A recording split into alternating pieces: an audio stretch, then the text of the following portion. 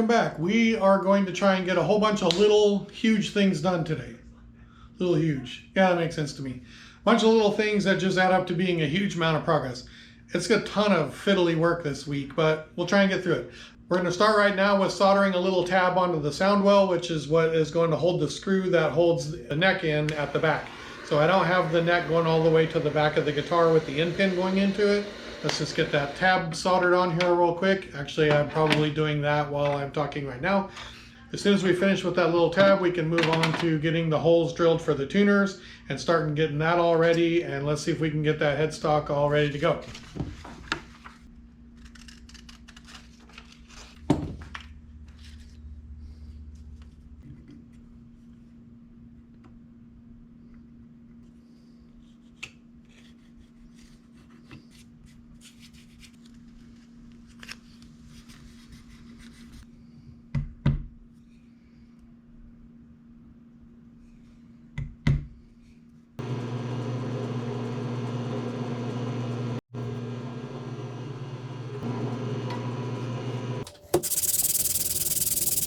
Okay, that's looking really good. I think the next step is to try and whittle down this neck a little bit. It's still a little too fat. It's a beautiful carve on there. It's just a little too thick. I like a thick neck, but this one's too thick.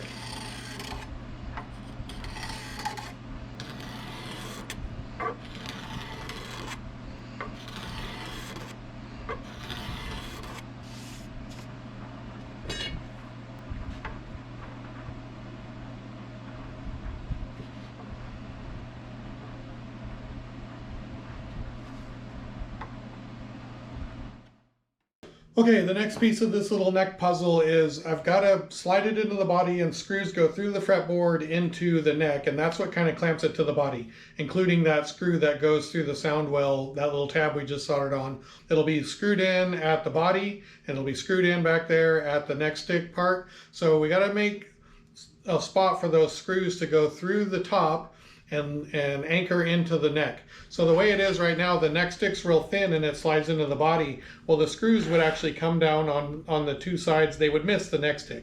So we're just going to glue on some little wings onto the neck stick so that those screws go through the top, through the fretboard and through the top, and then into those little wings that we glue on. And that's how that thing's going to attach to the body really solidly right there. And then we'll see what happens after that.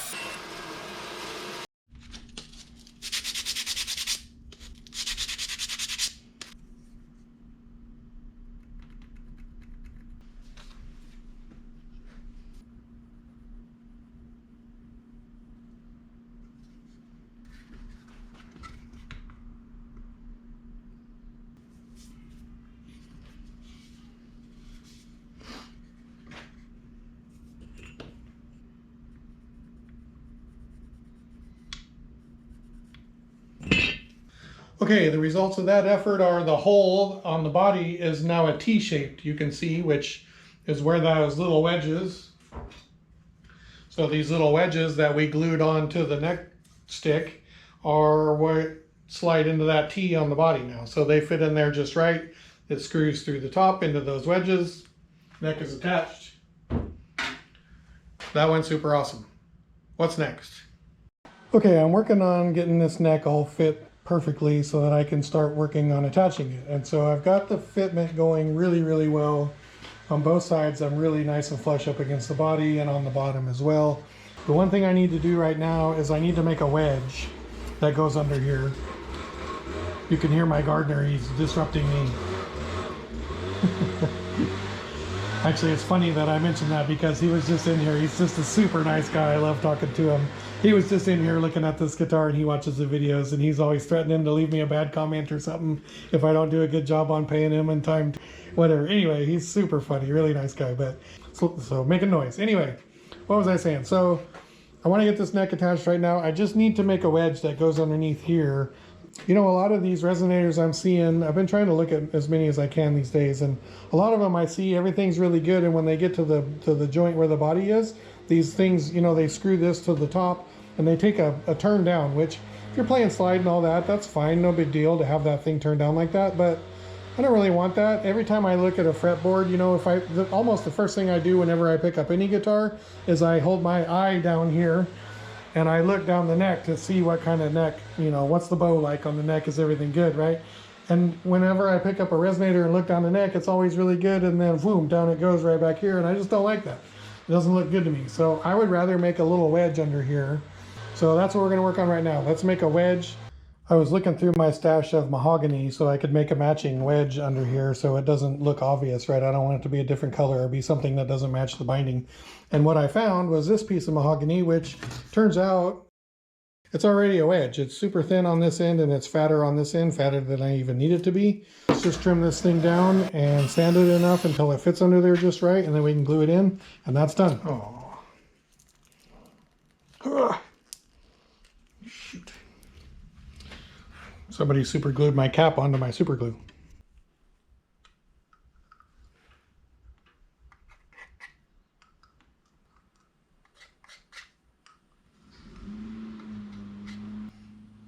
That was not very efficient.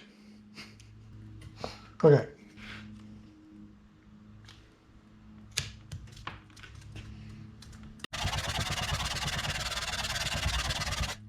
Okay, I've sanded this thing just paper thin on the one edge, which is great. And it's the exact thickness that I need at the back edge to be the exact taper of the 2 degree. So there you go. That's my perfect wedge. That's just going to get glued on. And we're off to the races with that. Then this neck can go on.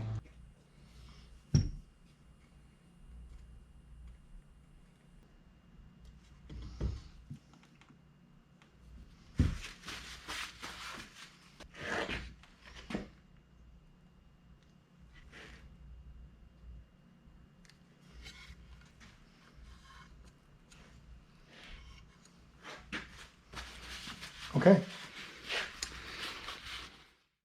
All right, I got my wedge all glued, and so it's just drying now. I have it just kind of half slid into the body to keep pressure, even pressure on it. So that's going to turn out great.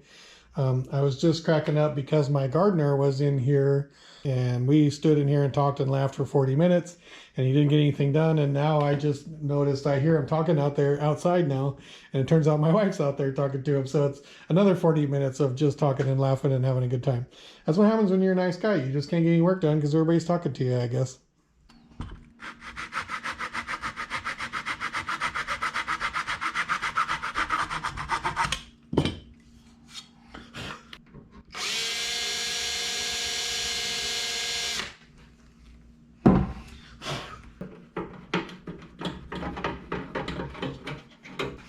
This neck joint is actually really tight.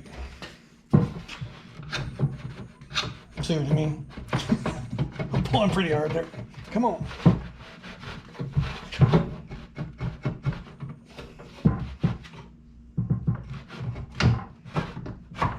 There it goes.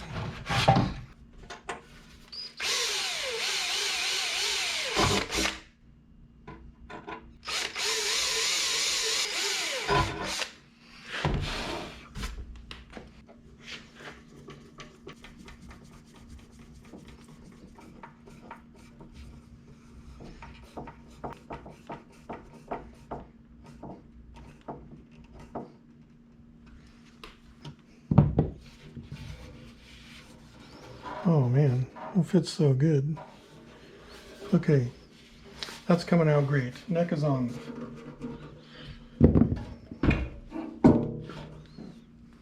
Okay, all that neck drama is pretty much behind us now. It's time to start focusing on the body again, and I think it's time to just start getting this thing cleaned up and making it look, you know, professional.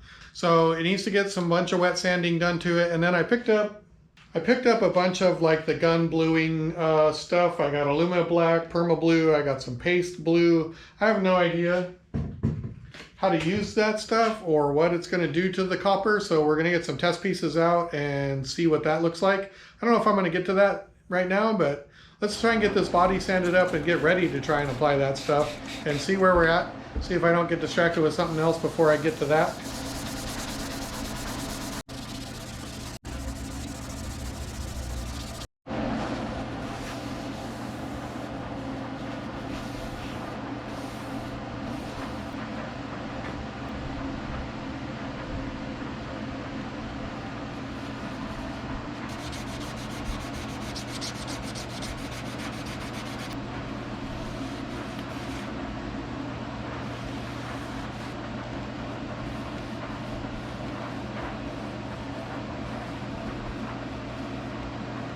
Okay, things are coming along really well with the body. I got it sanded up to 600 grit right now, so that's going to be really good when we start working on doing the finish on that thing.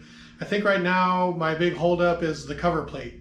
So I've got the mild steel chicken foot ones, and the mild steel looks okay on there. It's not amazing. It doesn't. I love the chicken foot obviously, but I don't know about the mild steel. It doesn't go that well with the brass and the wood. And I've got a brass one, but it's the wrong color brass. I thought, oh, maybe I can just sand this brass one and it'll match the brass that I have. So I turned it over on the back and I started just lightly sanding it with 320 or something. And I don't think it's even a brass cover. I think it's a mild steel with a copper and then a brass. So I think here's what we're gonna do. Let's take a shot at making our own cover plate and see if we like it or if we hate it. Ideally, you would just do something with holes, right? Because holes are easy to make and things. So let's lay one out and see if we can make one that we think looks super cool with holes.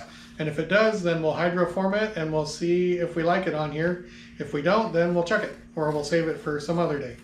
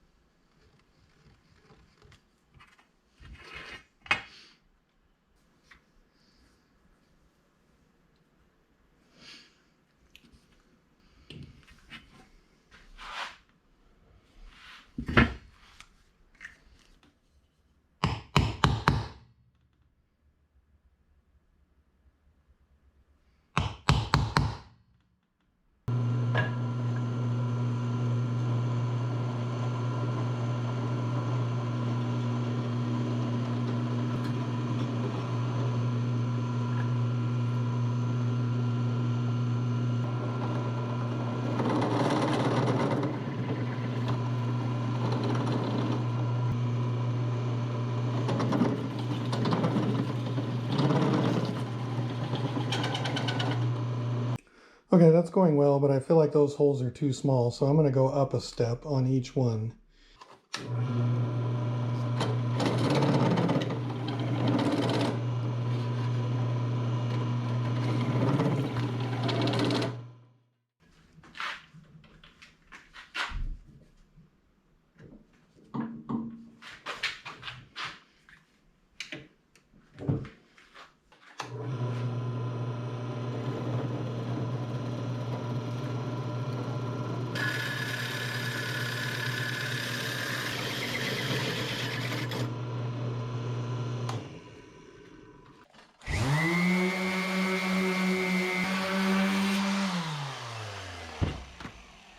Okay, I think to know if this is any good or not, we need to make the little cover that goes on the cover for the cover.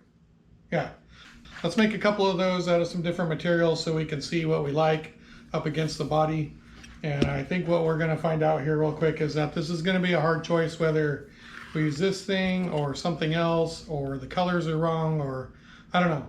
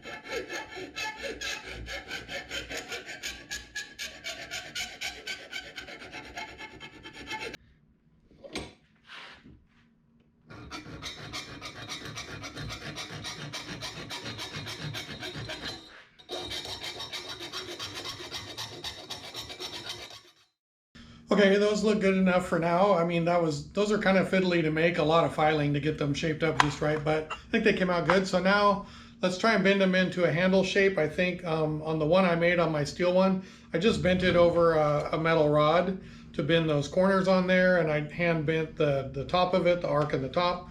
And yeah, it came out really, really nice. So let's see if we can do that again, and let's see if we can do it twice. We got a brass one and a copper one.